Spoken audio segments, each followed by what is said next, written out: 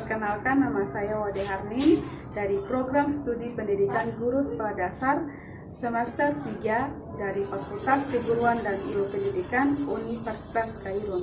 Di sini saya akan menjelaskan tentang pertanyaan-pertanyaan dari tugas mata kuliah Bahasa Indonesia.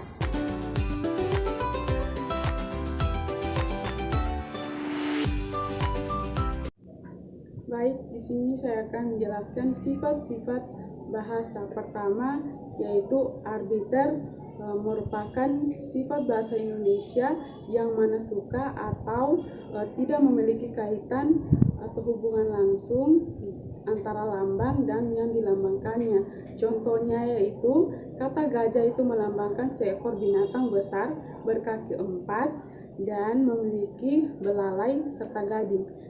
Contoh kedua yaitu kata kucing itu diidentikan dengan kata meong karena kucing sering mengeluarkan suara meong sehingga kucing itu diidentikan dengan meong.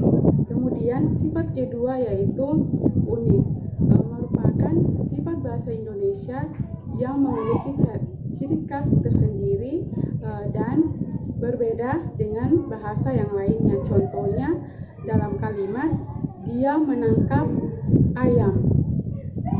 Kata dia merujuk pada seseorang yang akan menangkap ayam.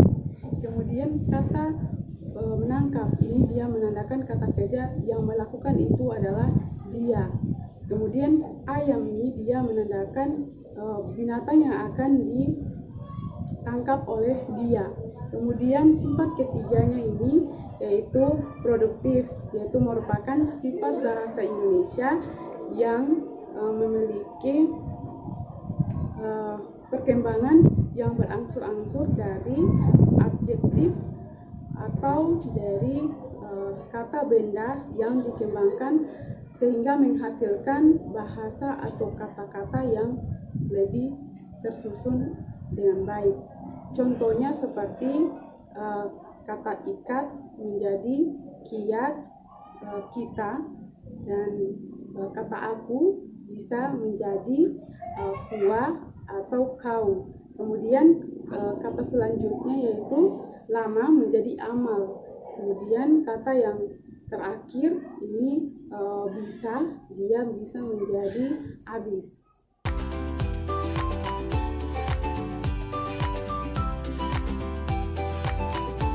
Mengapa bahasa Melayu menjadi cikal bakal dari bahasa Indonesia? Memiliki 4 alasan. Alasan pertama yaitu bahasa Melayu merupakan lingua franca di Indonesia, bahasa perhubungan dan bahasa perdagangan. Alasan kedua yaitu sistem bahasa Melayu dia memiliki sederhana dan dapat dipahami dengan mudah.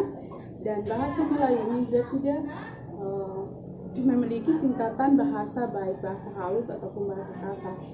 Yang ketiga, alasan ketiga yaitu seluruh suku-suku yang ada di Indonesia mau atau rela menerima bahasa Melayu menjadi bahasa Indonesia sebagai bahasa nasional.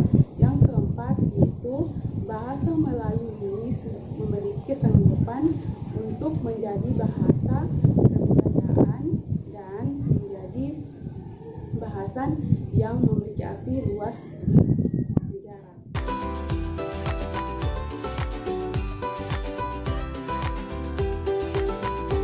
Penjelasan singkat mengenai kedudukan dan fungsi bahasa Indonesia.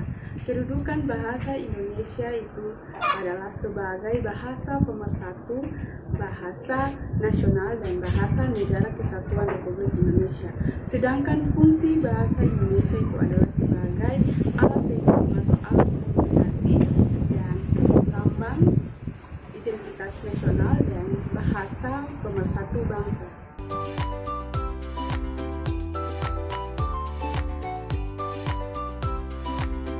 Bahasa di Indonesia itu terbagi menjadi 3 jenis, yaitu pertama, ragam bahasa berdasarkan media, kedua, ragam bahasa berdasarkan cara pandang, ketiga, ragam bahasa berdasarkan topik pembicaraan. Ragam bahasa dari dengan media, yaitu memiliki karakteristik terbagi menjadi dua, yaitu media dalam lisan dan media dalam tulisan. Media dalam lisan yaitu memiliki karakteristik pertama, dia membutuhkan lawan bicara. Kedua, tergantung situasi, kondisi, ruang, dan waktu. Ketiga, berlangsung secara cepat. Dan karakteristik untuk media tulisan yaitu pertama, tidak membutuhkan lawan bicara. Kedua, tidak tergantung situasi, kondisi, ruang, dan waktu. Ketiga, berlangsung secara lambat dan membutuhkan alat bantu. Dan contoh dari media tulisan maupun tulisan yaitu, dia pertama, saya sudah baca buku, sedangkan tulisannya sudah saya baca buku.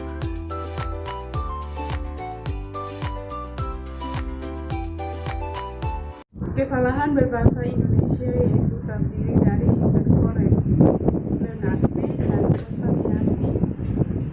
Kesalahan pertama yaitu hiperkorek merupakan kesalahan bahasa Indonesia yang membetulkan bentuk yang sudah benar menjadi kata yang salah. Contohnya yaitu kata utang menjadi hutang, kata insaf menjadi insyaf, kata pihak menjadi pihak, kata asas menjadi asas, kata jadwal menjadi jadwal.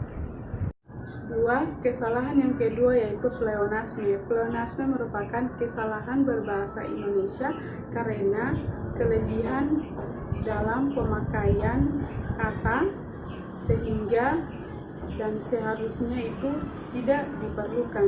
Contoh ataupun bentuk dari pleonasme ini memiliki 3. Pertama, penggunaan 2 kata yang bersinonim dalam satu kelompok kata. Contohnya yaitu pada zaman dahulu kala. Kedua, bentuk jamak. Contohnya yaitu para ibu-ibu.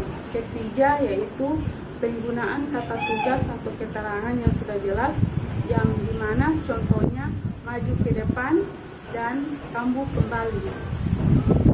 Kesalahan ketiga berbahasa Indonesia yaitu kontaminasi. Kontaminasi ini merupakan kesalahan berbahasa Indonesia yang terdengar rancu atau kekacauan dalam susunan unsur bahasa yang tidak tepat. Contohnya yaitu kontaminasi imbuhan. Yang pertama yaitu mengesampingkan. Yang benar adalah mengesampingkan. Kedua yaitu mensampingkan. Yang benar adalah menyampingkan. Mungkin itulah tadi penjelasan mengenai pertanyaan yang diberikan oleh Bapak Pak Hubi selaku dosen dari mata kuliah Bahasa Indonesia. Lebih dan kurangnya mohon dimaafkan. Saya